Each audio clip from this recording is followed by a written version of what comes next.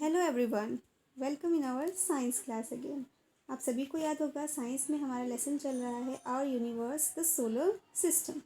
Previous class में हमने इस चैप्टर का कुछ पार्ट किया था जिसमें हमने स्टार्स, सन और हमारे प्लैनेट्स के बारे में जाना कि टोटल हमारे 8 प्लैनेट्स हैं और उनकी क्या क्या फीचर्स है। आज की क्लास में सबसे पहले हम जानेंगे मून के बारे में। मून जो कि हमारा नेचुरल सैटेलाइट है। बट सैटेलाइट वर्ड सुनते ही आपके माइंड में क्वेश्चन आएगा कि व्हाट आर सैटेलाइट्स, सैटेलाइट होते क्या है। So any object that revolves around a planet is called its satellite.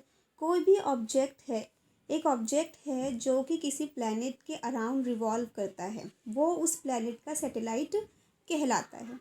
जैसे जैसे कि सोलर सिस्टम में बीच में सन है और सन के आसपास सारे प्लैनेट्स अपने ऑर्बिट पे गोल गोल घूमते हैं, तो वो प्लैनेट्स है। ऐसे ही जो प्लैनेट्स होते हैं, प्लैनेट्स के चारों तरफ सन जो है अपने ऑर्बिट पे गोल गोल मून जो है वो अपने ऑर्बिट पे गोल गोल घूमता है।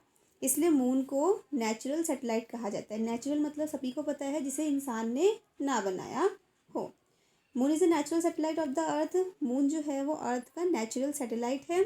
The moon revolves around the earth on its own orbit. जिस तरह से हमारा अर्थ और बाकी प्लैनेट जो है अपने एक ऑर्बिट है, अपना एक रास्ता है जिसपे सन के चारों तरफ घूमते हैं, उसी तरह मून जो है वो भी अर्थ के चारों तरफ अपने एक फिक्स्ड पाथ पे, ऑर्बिट पे गोल गोल घूमता है। तो अब हम मून के बारे में कुछ बातें जानेंगे। मून सबसे पहले तो does not create its own light. Moon के पास अपनी खुद की रोशनी नहीं होती है। It reflects the light of the sun. जैसे कि अर्थ और बाकी प्लैनेट्स को सन से रोशनी मिलती है, मून को भी सन से ही रोशनी मिलती है और वो सन की ही रोशनी को रिफ्लेक्ट करता है, जिससे कि रात में वो खुद भी चमकता है और अर्थ पे रोशनी भी देता है।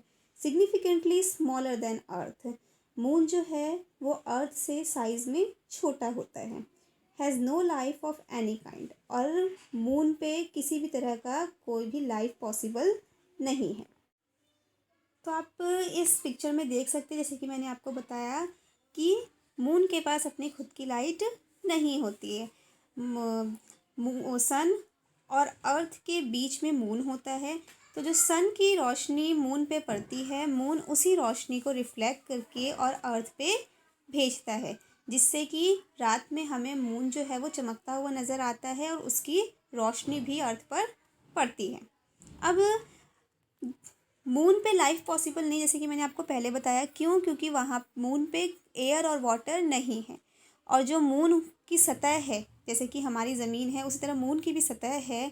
तो मून की जो सतह यानी कि सरफेस है वो अनइवन है, यानी कि सीधी नहीं है, अनइवन है। और उस पर बहुत सारे क्या है, उसमें बहुत सारे डीप होल्स है। ये आपको दिख रहे हैं, ये मून की सरफेस है, तो इन पर बहुत सारे डीप होल्स है और माउंटेन्स है। ये जो डीप होल्स होते हैं इन्हें हम कहते हैं क्रेटर्स। तो अब हमने मून के बारे में जाना कि मून नेचुरल सैटेलाइट है अर्थ का। अब हम जानेंगे आर्टिफिशियल सैटेलाइट्स के बारे में। अब आर्टिफिशियल सैटेलाइट्स क्या होते हैं? वो सैटेलाइट जो मैन मेड होते हैं, जिनको किसने बनाया है? इंसानों ने बना के और आउटर स्पेस में रॉकेट की हेल्प से भेजा है। वो सैटेलाइट्स कहलाते हैं आर्टिफिशियल सैटेलाइट्स। ये सैटेलाइट भी चारों तरफ अर्थ के घूमते रहते हैं। आर्यभट्ट जो था, सबसे पहला सैटेलाइट जो कि अंतरिक्ष में भेजा गया था इंडिया की तरफ से, वो था आर्यभट्ट, जो कि 1957 में इंडिया ने लॉन्च किया था और जिसे आउटर स्पेस भेजा गया था। अब इसका नाम आर्यभट्ट ही क्यों रखा गया? क्योंकि हमारे फेमस इंडियन मैथमेटिशियन आर्यभट्ट थे, जिन्होंने पहली बार दुनिया को ज़ीरो दिया था, जिससे कि आगे फिर काउंटिंग्स बनी। अब ये जो मैन मेड सैटेलाइट्स हैं, आर्टिफिशियल सैटेलाइट्स, इनका क्या यूज़ होता है? क्यों आखिर आउटर स्पेस में सैटेलाइट्स को भेजा जाता है? तो चलिए मैं आपको बताती हूँ।